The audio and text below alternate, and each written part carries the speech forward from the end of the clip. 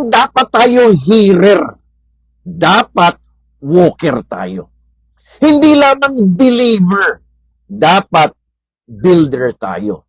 Because real discipleship is not just attraction. It's an action. So again, sa ating challenge, tandaan po natin sa ating challenge, stop being a hearer.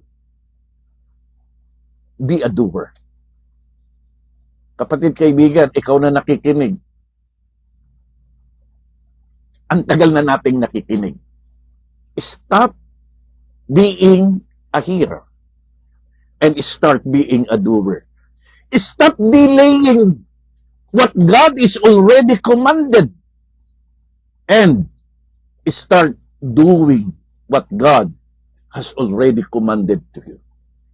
Small obedience today, sulat nyo to, small obedience today equals big breakthrough tomorrow.